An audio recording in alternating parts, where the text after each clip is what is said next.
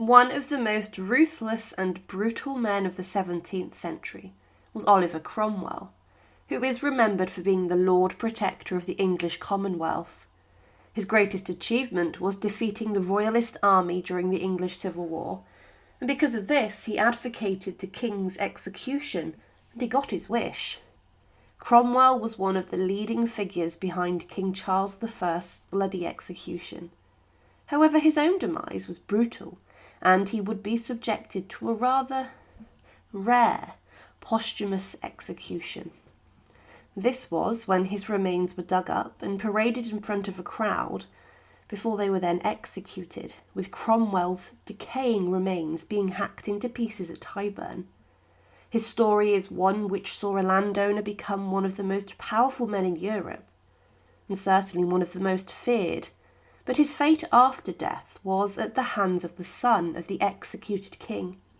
But what is the story of opening the coffin of Oliver Cromwell? Oliver Cromwell led the new model army during the English Civil War, and he reformed Parliament's army heavily, seeing groups of religiously devoted soldiers who were well trained fighting against the Cavaliers, the king's royalist forces. Throughout many battles his forces bested King Charles I, and because of this the king was overthrown and he was brought to trial. Charles I was adamant that no law in the land could result in him being tried for treason against his own people, and he believed he was above the law, being given a divine right to rule appointed to him by God. Charles's trial later led to his execution, and Cromwell was a leading advocate in this, and he wanted the king being executed to deal with him, so that he would never pose a threat to England again. He also believed that the king was a ruthless tyrant, and that he, waging war, had caused the deaths of around 7% of the English population which occurred during the Civil War, which the king was blamed for. Charles continued to refuse the legality of the courtroom, and he stated that no learned lawyer will affirm that an impeachment can lie against the king. One of their maxims is that the king can do no wrong. I would know by what power I am called hither. I would know by what authority.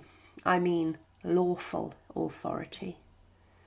The king did not offer a guilty or innocent plea, and he was banned from the courtroom before, on the 27th of January 1649, he was then declared guilty.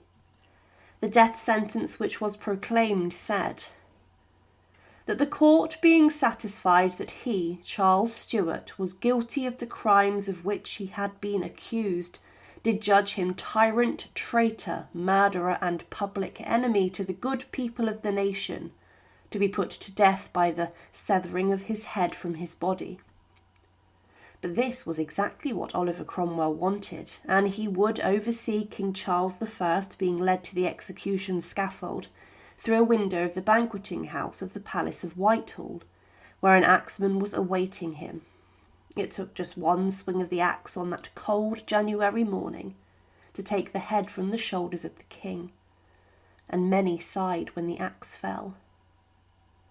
But what emerged was something rightfully for the English people to sigh about: years of Puritan rule with Oliver Cromwell being the head of state. He was given the chance to become the king and did ponder this, but instead he accepted the position of the Lord Protector.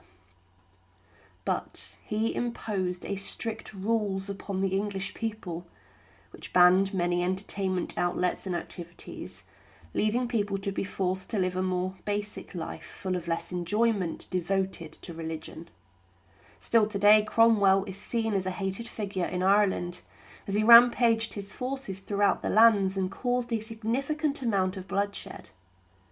But the rules of Cromwell's land were too strict for many, and in 1658 he became very sick after suffering from malaria fever. It's not known if he refused treatments because of his strict beliefs, but he also suffered with problems passing water with significant pain in his kidneys. But one of the most significant negative events in his life saw his daughter pass away in the August of 1658, which some historians have claimed brought his death sooner due to grief. Oliver Cromwell died on the 3rd of September 1658, on what was the anniversary of his victories at Worcester and Dunbar, and he died inside of Whitehall. Many feared what would emerge as a huge storm smashed across Europe. Some believed that this was God's will, but it was mostly accepted that Cromwell died from blood poisoning.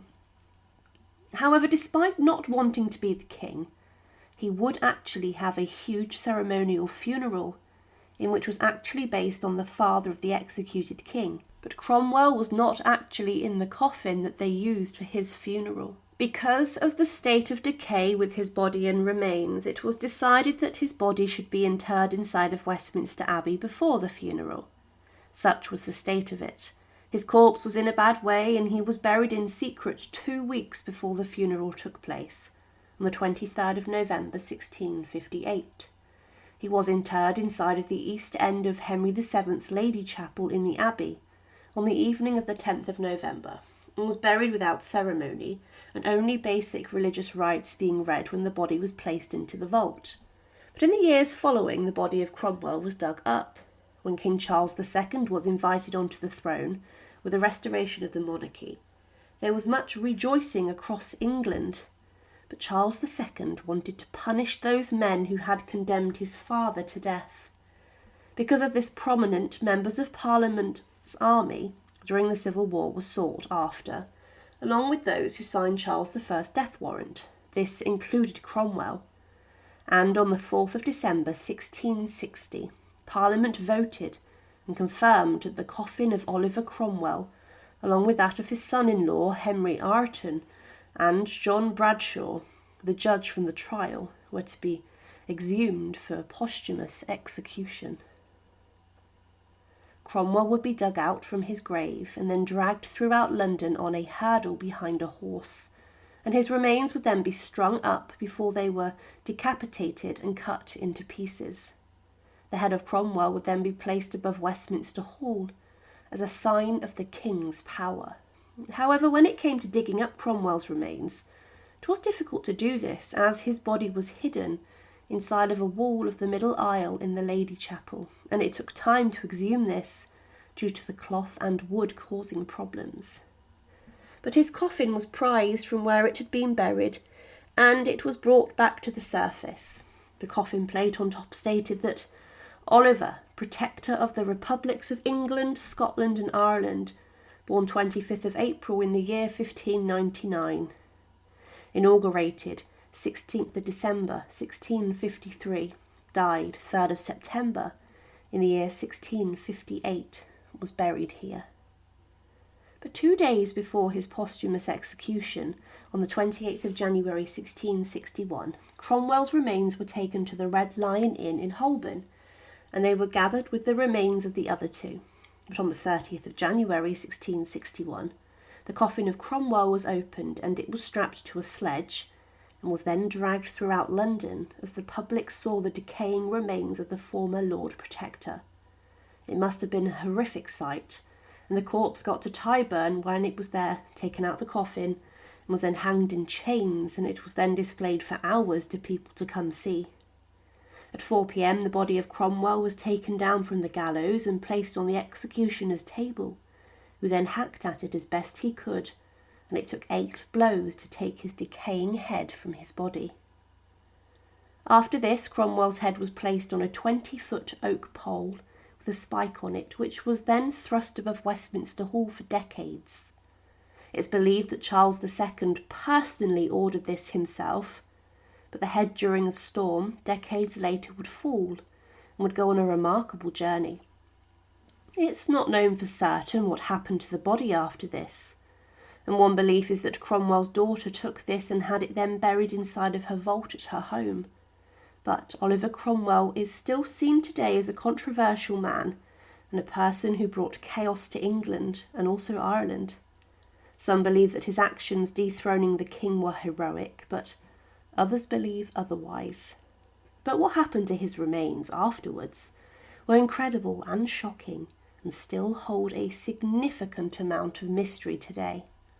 Thank you for watching, and to support, please subscribe to Her Remarkable History. Thank you.